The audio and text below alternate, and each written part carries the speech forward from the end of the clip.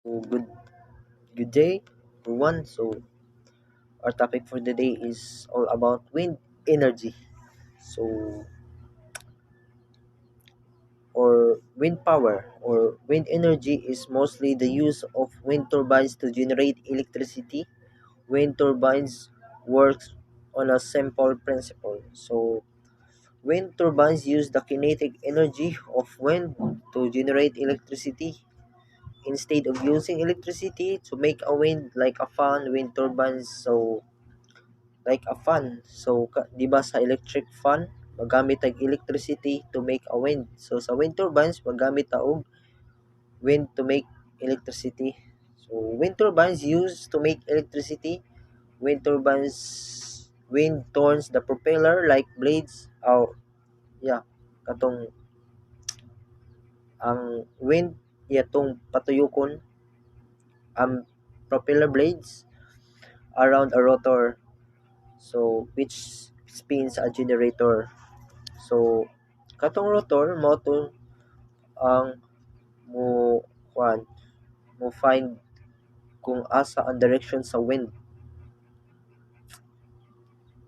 So para mo atubang ang wind turbine. So and also it is one of the renewable energy sources with the lowest environmental impact. So thank you. Wind turbines. There are two types of wind turbines. The, the horizontal axis wind turbines and the vertical axis wind turbines. Mao na ang nasa picture makita ra. Mao na silang duha. Horizontal axis wind turbines.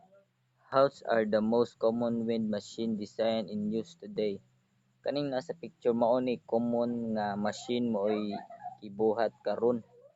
Mao ni gipang kasagaran mao nay common nga gamit gamit karon.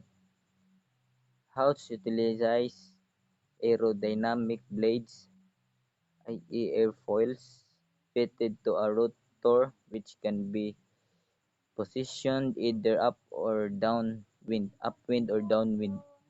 Ang House kuno kay utilize sa aerodynamic blades fitted to a rotor. Mao na ang posisyon sa wind either up or down. Houts are typically either two or three blade and operate at high blade tip speeds. Ang houts kuno kay typically pwede duha or tulo ka blade mo'y mag-operate sa high blade tip speeds. Houts have the main rotor shaft and electrical generator at the top of a tower, and the rotor is oriented perpendicular to the wind. Much most most of them are equipped with a gearbox which transform the slow rotation of the rotor into a faster rotation. So stable to drive an electrical generator. Ang ang Houts kay naay main rotor shaft and electrical generator at the top of a tower, and the rotor is oriented perpendicular to the wind. Most most of them are equipment with a gearbox which transform slow of the rotor into a faster rotation, sustainable drive and electrical generator. Vertical axis wind turbines. Vertical axis wind turbines have axis on a rotation that is vertical, and so unlike the horizontal wind turbines, they can capture wind from any direction without the need to position the rotor when the wind direction change. Ang vertical axis wind turbines kuno kay have an axis of rotation that is vertical, and so unlike sa horizontal wind turbines, they can capture winds from any direction without need the reposition of the rotor when the wind direction change. Vertical axis turbines are primarily used in a small wind projects and residential application. Ang vertical axis turbines kay primarily magamit sa small wind project and residential application. To wind turbines parts and its function. First is the blades. Lifts and rotates when wind is blown over them, causing the rotor to spin. Most turbines have either 2 or 3 blades.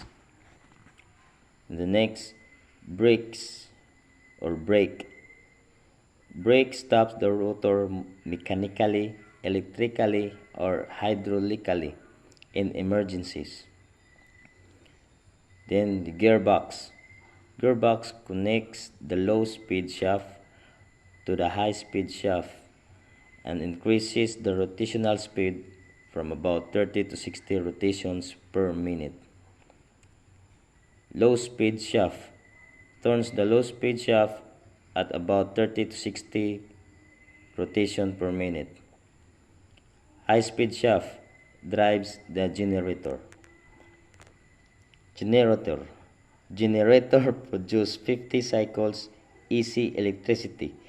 It is usually an off-the-shelf induction. Then the nacelle. Nacelle sits atop the tower and contains the gearbox, low and high speed shaft, generator, controller, and brake. Next is the rotor. Rotor blades and hub together form the rotor. And then the tower. Tower made from tubular steel, concrete, or steel lattice. Supports the structure of the turbines because wind speed increases with height. Taller towers enable turbines to capture more energy and generate more electricity. And then, how wind turbine generators? The wind turbine generators. DC generator technologies, AC synchronous generator technologies, and AC asynchronous generators. Switch reluctance generators technology. These are the types of turbine generators. And the next is the working of wind turbines. When wind strikes the blades, the gearbox transforms the rotor rotation from low speed to high speed. And then the electrical generator runs at higher speed to convert electricity generated. And that's how electricity generated.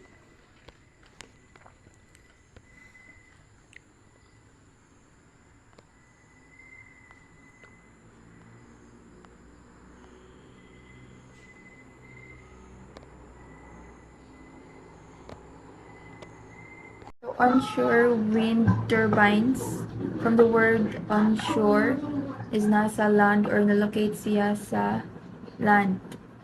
So onshore wind farms are groupings of wind turbines clustered into a windy area on land. So mana siya ang power that is generated on land na pwede na siya makaka-create o electricity through the natural movement of air. So mana nasa picture, large steel tube mo na ang tower, then kanang blades mo na ang motuyok, ma-create na siya ang electricity tungod sa hangin. Onshore advantages. A regular onshore turbine lasts for around 20 years. Normally, it takes about 2 to 3 months before the wind turbine has paid itself back. This also includes the energy which were used to produce, install, maintain, and remove the wind turbine. It has cheaper foundation, cheaper integration with electrical grid network. So, onshore wind turbines, mana siya. So, na siya sa land. And maglast siya around 20 years pero yung ma-produce is less energy ra compared sa offshore wind turbines. Na kaning onshore kay less expensive kaya ang infrastructure and maintenance costs are cheaper and sometimes costing half the price sa offshore wind turbines. The disadvantages of onshore wind energy is because of the noise disturbance, and people also says that the high towers of wind turbines covers the view of the distant landscape of the shore. So that is its advantages. So wind power or wind energy is the generation of electricity through wind farms. The wind farms in the bodies of water, usually at the sea. So these are wind turbines that usually put on the sea because unlike on land, it generates more power or electricity due to high winds than onshore. Offshore advantages. An offshore wind turbine is stronger than an onshore turbine. It lasts around 25 to 30 years and produces about 50% more energy than an onshore turbine. When a strong wind blows, it produces around 3 to 5 megawatts per hour, higher and more constant wind speed. So offshore, money ang offshore, nasa sea or dagat. Offshore wind turbines are gaining more attention because power production can be increased and stabilized with the help of strong and steady winds. Kay ang sa dagat, kay kusog ang pressure sa hangin, maong makaproduce siya around 3 to 5 megawatts per hour. So for its disadvantages, it can be built more expensive and more difficult to maintain and access because especially it's on the sea. So wind turbines advantages, kay number 1, no pollution. Kaya ang ganing wind turbines mo create siya og electricity through wind. So paagi na siya sa hangin and di na siya mo release og emission nga makapollute sa air or even sa water. Di na kailangan magamit or mo-consume og fuel. So therefore eco-friendly source of energy ang wind turbine. So kaduha, lowest prices renewable resources. So mo na siya magdepende ra na siya sa placement o na may gitawag nga onshore o offshore turbines. Mo tong nasa dagat o napod sa land. Third is don't produce atmospheric emissions that cause acid rains and greenhouse effects. So mo akong giingon pag-una nga di na siya makadaot sa environment. Clean and renewable energy source ang wind turbines. So the disadvantages of a wind turbine is wind is not always strong. So when we say wind turbine, it generates electricity through wind. So when wind is super low, so it can generate only a small amount or maybe none. So it needs a high or normal amount of wind to spin the windmill to create a electricity. Also can be damaged by strong wind and also corroded by salt air because it's near the sea. So uh, windmill is possible of corrosion, especially it is made of metal. And third is high cost windmill.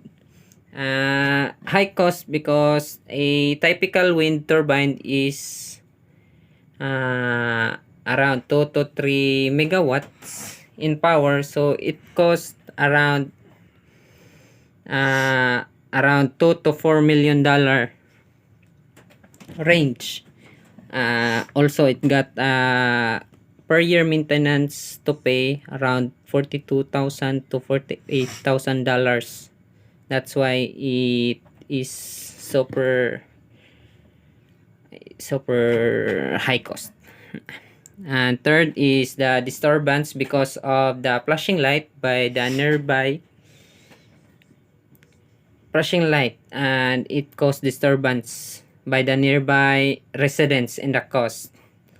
Also, the flashing light above the windmill is a warrant for pilots of any aircraft who would pass by above it.